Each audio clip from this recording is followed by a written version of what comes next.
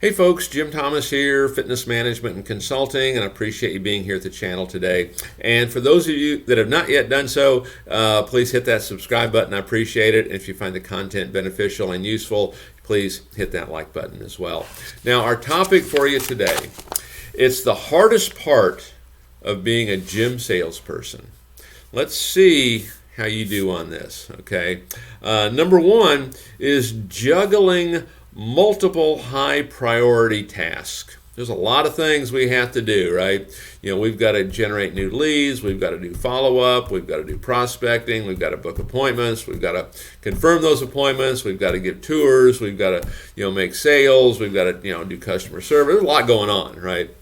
And so we need to be able to prioritize this. So here's the message I would give you, and here's the thought process I would give you. Good sales fix everything.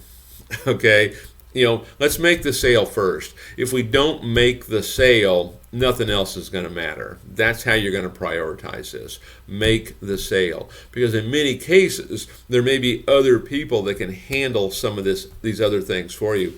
I know over the years, there's been a lot of folks that really are high performers, high producers in the fitness industry.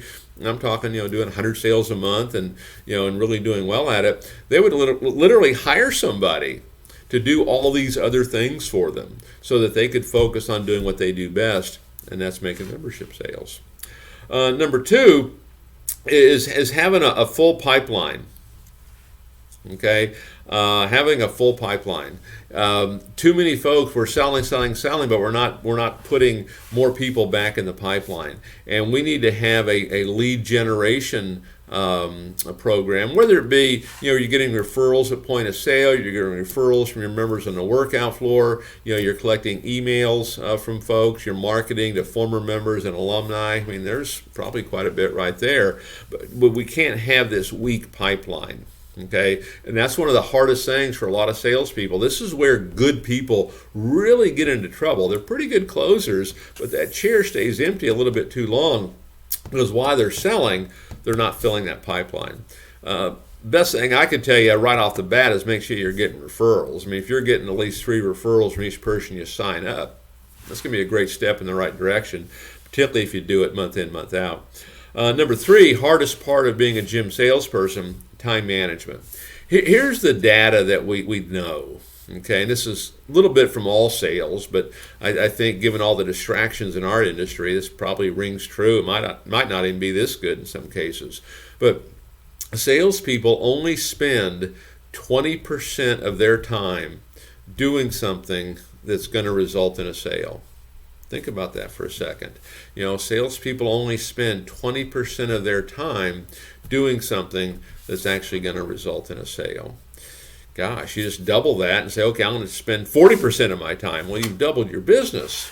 Okay, double it again to 80. I mean, now all of a sudden the sales are off the chart. And so the great question you can ask yourself, how am I doing on this?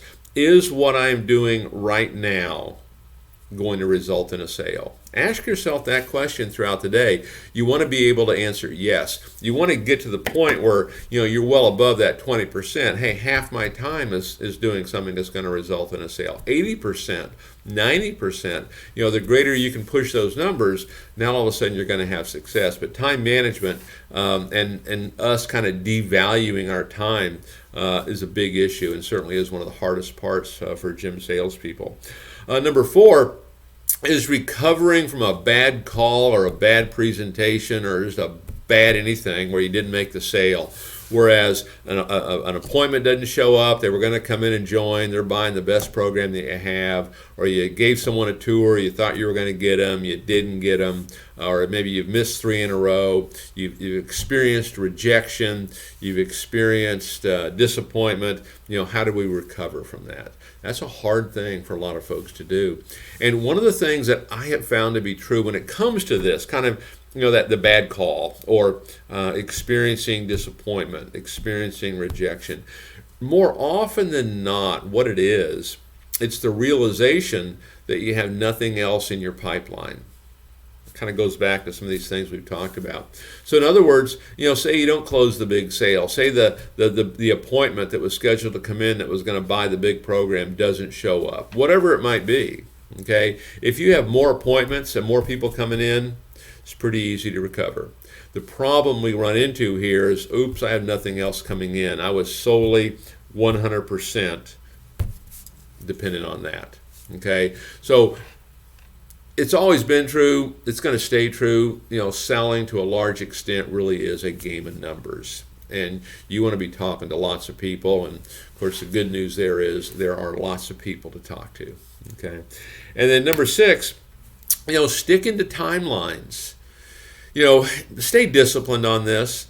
I mean, you want to call in your numbers every night. You want to, your timeline, you're going to use a daily productivity report every day. And you're going to have this done by morning, this done by afternoon. You're going to have this done by evening. This prospecting is going to be done.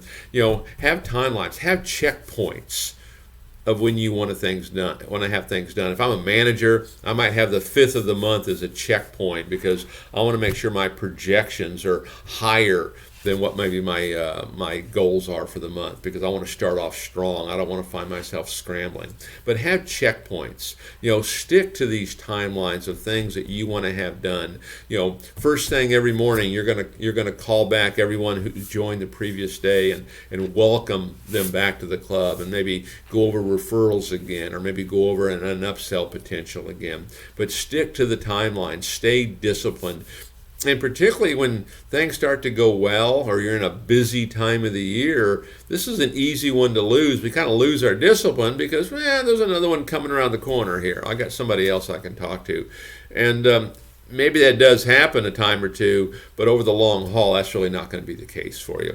So, the hardest parts of being a gym salesperson, do some of these define you? Do you see yourself in some of that?